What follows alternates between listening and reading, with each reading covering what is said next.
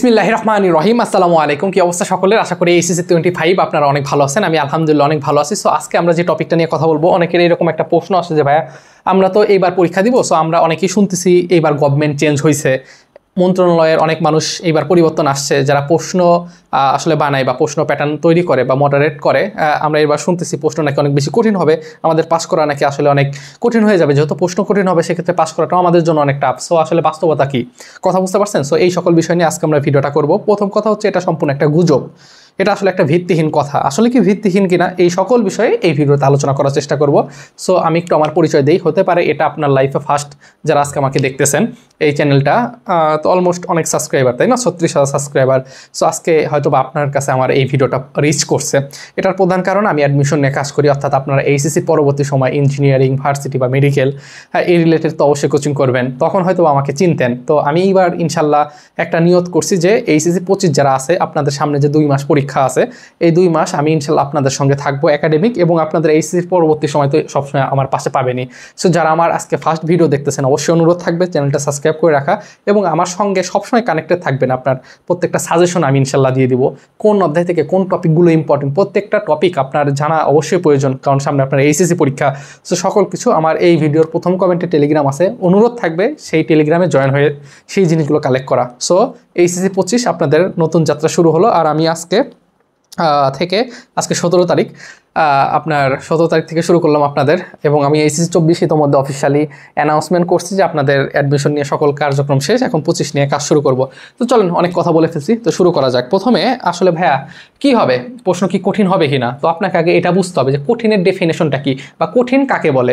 এই বিষয়টাকে আপনাকে আগে আমি একটু সহজ উদাহরণ দিয়ে বুঝাই। আমাদের অনেক স্টুডেন্ট বলে যে ভাইয়া শাহজালাল বিজ্ঞান প্রযুক্তি, যেটাকে সংক্ষেপে বলে সাস্ট, সিলেটে অবস্থিত, ভাইয়া সিলেটের সাস্টের ভালো হবে নাকি খুলনা ইউনিভার্সিটিটা ভালো হবে? হ্যাঁ, এইরকম প্রশ্ন করে। তো এই প্রশ্নটা সম্পূর্ণ একটা বুকামো। কারণটা কি জানেন? শাহজালাল বিজ্ঞান প্রযুক্তিতে ইউনিভার্সিটিতে কিছু কিছু সাবজেক্ট আছে খুবই ভালো, ইঞ্জিনিয়ারিং ফ্যাকাল্টিগুলো আছে, সিএসসি আছে, ট্রিপলি আছে, মেকানিক্যাল আছে, এই সাবজেক্টগুলো ভালো। আবার যদি এইদিকে আমরা খুলনা ইউনিভার্সিটির কথা চিন্তা বলি, এখানে ফার্মেসি সাবজেক্ট অনেক ভালো, কথা বুঝতে পারছেন? এখানকার স্ট্যাটিস্টিক্স অর্থাৎ পরিসংখ্যান, এই সাবজেক্টগুলো ভালো। তার মানে এই যে বিশ্ববিদ্যালয় ভালো না খারাপ এটা আমরা বলতে পারি না, বিশ্ববিদ্যালয়ের সাবজেক্ট বলতে পারি যে এই বিশ্ববিদ্যালয়ে এই সাবজেক্ট অনেক ভালো, কারণ ওই ফ্যাকাল্টি অনেক বেশি পুরানো, ওইখানকার স্যাররা অনেক বেশি এক্সপিরিয়েন্স, ওইখানকার ল্যাব ফ্যাসিলিটিস অনেক ভালো। একইভাবে আপনাদের যে এইচএসসি 25 আপনারা যে প্রশ্ন করতেছেন যে ভাই আমাদের প্রশ্ন কি কঠিন হবে কিনা, দেখেন প্রশ্ন কিন্তু বইয়ের বাইরে থেকে হয় না। আমি আবার বলতেছি, আপনাদের যে প্রশ্নটা হবে এটা কি বইয়ের বাইরে থেকে হয় না। এটা কি কোনো টপিকের বাইরে থেকে হয়? আপনারা যে টপিকগুলো পড়তেছেন এই টপিকের ভিতর থেকে হয়। কিন্তু প্রশ্ন কঠিন আমরা ওইটাই বলি যে জিনিসটা আমরা পড়ি না, যে জিনিসটা আমরা খুবই ভয় লাগে। আরও সহজে বলি, একজন সায়েন্সের স্টুডেন্ট, তার প্রত্যেকটা সাবজেক্ট যে ভালো লাগবে বিষয়টা এমন না। আমি একজন সায়েন্সের স্টুডেন্ট, সো আমার কাছে বায়োলজি সাবজেক্টটা খুবই বোরিং লাগে। আমি কিন্তু একজন engineering student right now. So আমার কাছে বায়োলজি সাবজেক্ট খুবই বোরিং লাগে। ম্যাথ ফিজিক্স আলহামদুলিল্লাহ ভালো লাগে, ম্যাথ ফিজিক্স আমি পড়াই।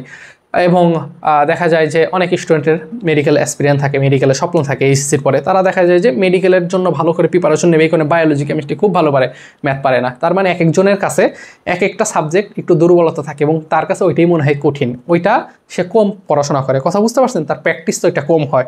আমি আবার বলতেছি, আমি একদম নতুন ভিডিও করতেছি, হয়তো আজকে আমার ফার্স্ট ভিডিও দেখতেছেন, অনুরোধ থাকবে আমার ভিডিওটা লাইক দিবেন, কারণ লাইক দিলে আপনার ফ্রেন্ডও এই ভিডিওটা দেখতে পারবে ইনশাল্লাহ। সো তারাও অনেক উপকৃত হবে এবং আমার সঙ্গে কানেক্টেড থাকেন 2 মাস, দেখবেন এইচএসসি ভালো করবেন। এবং আমি এর পরবর্তীতে ভিডিও দিব আপনি কীভাবে টেস্ট পেপার ভালো করে পড়লে আপনি জিপিএ 5 পাওয়া যেতে পারেন। দেখেন একটা কথা মনে রাখবেন, আমরা তো অ্যাডমিশন নিয়ে কাজ করি, একাডেমিক অ্যান্ড অ্যাডমিশন, এই দুই বিষয়, জিনিসটা মনে রাখবেন। একাডেমিকে জিপিএ 5 কোনো বিষয় না, একাডেমিকে জিপিএ 5 আপনার কোনো কম্পিটিশন নাই। আপনি জিপিএ 5 পাইলেন, আপনার ফ্রেন্ড জিপিএ 5 পাইলেও কোনো সমস্যা আছে? সমস্যা নাই। কিন্তু যখন অ্যাডমিশনে যাবেন, কথা বুঝতে পারছেন, যখন অ্যাডমিশনে যাবেন নির্দিষ্ট সংখ্যক সিট থাকে। ঢাকা ভার্সিটির গল্প যদি আমি বলি, ঢাকা ভার্সিটিতে 1870টা সিট, কথা বুঝতে পারছেন, সায়েন্সের জন্য। সো এখানে কিন্তু আপনাকে কম্পিটিশন করতে হবে 1,20,000 মানুষের সঙ্গে। সো এখান থেকে এখানে কীভাবে আসতে হবে টোটাল রোড ম্যাপ আমি ইনশাল্লাহ দিয়ে দেবো। সো অবশ্যই আমার সঙ্গে কানেক্টেড থাকবেন, চ্যানেলটা সাবস্ক্রাইব করে রাখিয়েন। দেখা হবে আপনার সঙ্গে, প্রতিনিয়ত আমি ভিডিও আপলোড করার চেষ্টা করবো। সো লাইক দেবেন এবং সাবস্ক্রাইব করে রাখেন। টেলিগ্রামে জয়েন হয়ে থাকেন, ফেসবুক আছে, ফেসবুক দরকার নেই, ফেসবুক এই সময় চালাবেন না, ঠিক আছে? পড়াশোনার কিন্তু ক্ষতি হবে। আচ্ছা, প্রশ্ন আসলে এক জায়গা থেকে কথা বলতে গেলে অন্য অনেক টপিক চলে আসে, কথা বুঝতে পারছেন? তো প্রশ্ন কি হয়, আপনি একাডেমিক, সো আপনি এইচএসসি জিপিএ 5 দরকার, আপনার প্রশ্ন বাহির থেকে হয় না। এখন কি হয় একটু বিষয়টা একটু বোঝানোর চেষ্টা করি। প্রশ্ন হচ্ছে আপনাদের যে টপিকটা থাকে না, এই টপিকের ডিপে যাওয়ার চেষ্টা করে। কথা বুঝতে পারছেন? এইটা হয়, আপনাদের টপিকটা সেম থাকে, আপনি যে টপিকটা পড়ছেন, কিন্তু ওই টপিকটা ডিপে যাওয়ার চেষ্টা করে। এই কারণে আমরা অনেক সময় বলি প্রশ্নটা কঠিন হয়েছে। কিন্তু কঠিন মানে কিন্তু আপনাদের এই টপিকের বাহির থেকে কোনো প্রশ্ন আসবে না, আপনাদের যে সিলেবাসের বাহির থেকে প্রশ্ন আসবে না। আপনারা যে শর্ট সিলেবাস পড়াশোনা করতেছেন, আপনার যে অধ্যায়গুলো নাই, ফিজিক্সের তরঙ্গ অধ্যায়টা নাই, ঠিক আছে, ম্যাথের ফাংশন অধ্যায়গুলো নাই, সো এই বাহির থেকে কিন্তু প্রশ্ন আসবে না যে ভাই আমি তো ফাংশন পড়ি না, আমার ওইখান থেকে ডোমেন রেঞ্জের অঙ্ক দিয়ে দিছে, তরঙ্গ থেকে আসছে, এরকম আসবে না। তার মানে আপনি যে টপিকগুলো পড়ছেন ওই টপিকে ডিপে হয়তো বা যাইতে পারে, কিন্তু এমন ডিপে যাবে না যেটা আপনি পারবেন না। কথা বুঝতে পারছেন? আপনার পারা জিনিসগুলোই দিবে। তাহলে এই যে ভাই কারা গুজব ছড়ায় যে ভাই প্রশ্ন নাকি কঠিন হবে, এটা মনে প্রশ্ন আসতে পারে, দেখেন এটা গুজব ছড়ায় ভালো স্টুডেন্ট না। ভালো স্টুডেন্টগুলো তারা ফেসবুকে এত পোস্টও করে না, বিশ্বাস করেন আমার দেখা মতো যারা ফার্স্ট সেকেন্ড থার্ড হয় বা অনেকে অনেক ভালো পজিশন করে, তারা না এত ফেসবুকে অ্যাক্টিভ থাকে না, এত ফেসবুকে পোস্ট করে না, হ্যাঁ এত পেশাল তারা পারে না। কথা বুঝতে পারছেন? যারা পড়াশোনা করে তারা আলহামদুলিল্লাহ একটা না পড়াশোনাই করে। কথা বুঝতে পারছেন? সো এইটা হচ্ছে কিছু কিছু পোলাপান আছে নতুন নতুন গ্রুপ খোলে। কথা বুঝতে পারছেন? যেমন আপনারা এসএসসি 25 দেখবেন আপনাদের ফেসবুক অনেক গ্রুপ আছে, এইসব গ্রুপেই আলতু ফালতু পেঁচাল পারে, এইসব জিনিসপত্র বলে এবার গভর্নমেন্ট চেঞ্জ হচ্ছে, কোনো প্রশ্নই কঠিন হবে না ইনশাল্লাহ। সো আপনারা নির্দ্বিধায় পড়াশোনা ইনশাল্লাহ চালাই যান। আমি ইনশাল্লাহ আপনাদের সঙ্গে 2 মাস আছি, আপনাদের পুরো রোডম্যাপ আমি ইনশাল্লাহ আপনাদের সঙ্গে শেয়ার করব। সো কানেক্টেড থাকেন। আজকের ভিডিওর মেইন কথা যে প্রশ্ন কঠিন হবে না, প্রশ্ন স্ট্যান্ডার্ড থাকবে এবং আপনি এই প্রশ্নতে পড়াশোনা করে ইনশাল্লাহ জিপিএ 5 পাইতে পারবেন। এবং জিপিএ 5 কীভাবে পাওয়া যায় সকল বিষয় নিয়ে আমরা আলোচনা করবো ইনশাল্লাহ, 1 বাই 1 আমরা একটার পর একটা ভিডিও দেবো। সো সে পর্যন্ত আমার সঙ্গে থাকেন এবং মানুষের কথায় কখনো প্রভাবিত হবেন না, সহজ কথা। কথা বুঝতে পারছেন? সো এই হচ্ছে কথা থাকবে। সবাই ভালো থাকবেন। অ্যাজ এ মুসলিম হইলে অবশ্যই অনুরোধ থাকবে 5 ওয়াক্ত নামাজ পড়া, আমার জন্য দোয়া করবেন। দেখা হবে অন্য কোনো একটা ভিডিওতে। আসসালামু আলাইকুম।